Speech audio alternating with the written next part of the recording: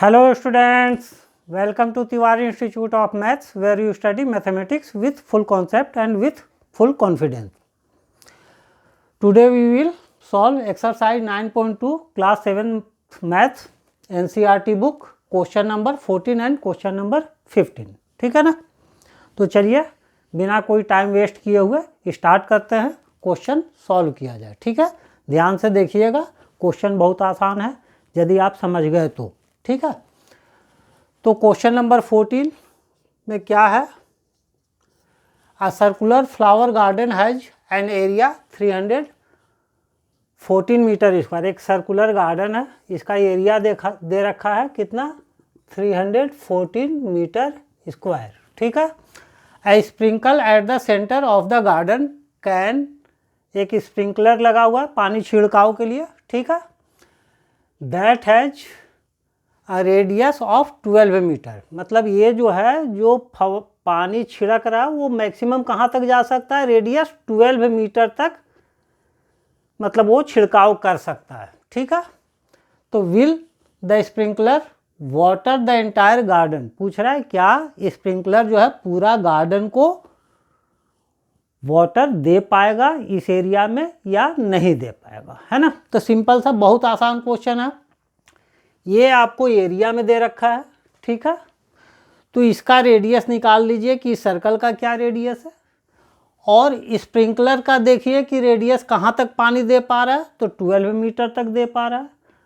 तो इसका रेडियस यदि 12 मीटर से कम होगा तो वो पूरे गार्डन में पानी दे पाएगा। ठीक है ना। अब देखिए क्या करना है, तो एरिया ऑफ गार्डन क्या पढ़े हैं, पाई आर स्क्वायर। एरिया दे रखा है 314, पाई की वैल्यू लेना आपको 3.14 इंटू आर, आपको पता नहीं आर स्क्वायर कर दीजिए। अब इसको इधर ले आइए, 114 upon 3.14 equal to R square. अब इसका डेसिमल ख़त्म करना है, तो डेसिमल के बाद 2 डिजिट हैं, तो यहाँ पर 100 से मल्टीप्लाई कर दीजिए, ये और ये कैंसल, तो 100 equal to R square.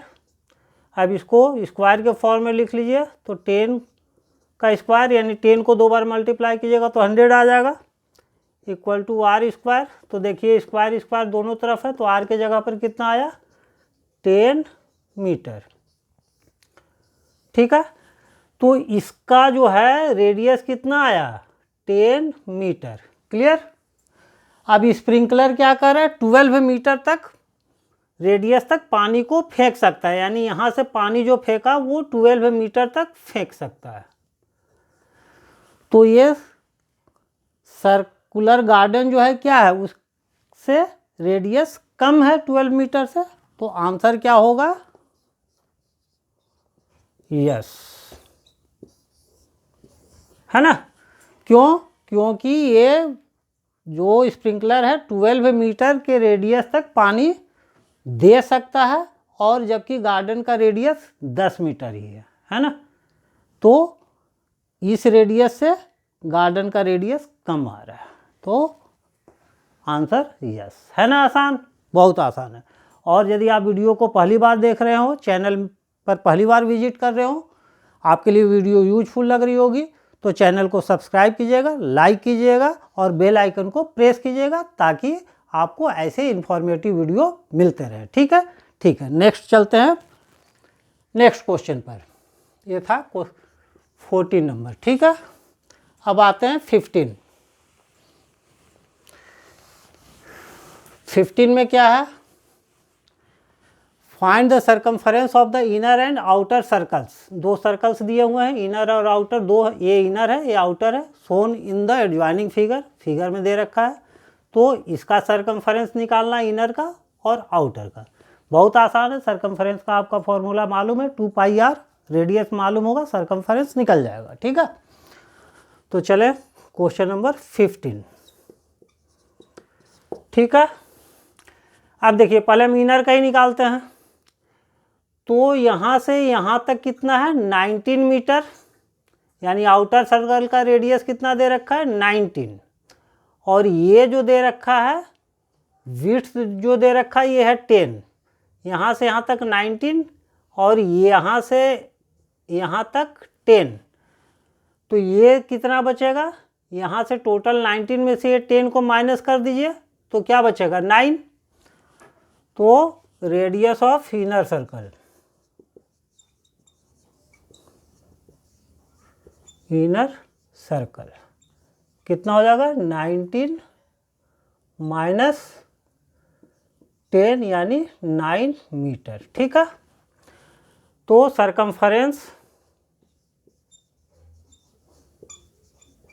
Of inner circle क्या होता है पाई आर स्क्वायर। पाई कितना लेना है 3.14 इंटू आर कितना है 9 स्क्वायर यानी 9 इंटू 9। क्यों ले रहे हैं, तो सरकमफरेंस का फॉर्मूला 2 पाई आर होता है इसलिए ले रहे हैं। सरकमफरेंस का फॉर्मूला होता है 2 पाई आर, ये रेडियस का था पाई आर स्क्वायर, तो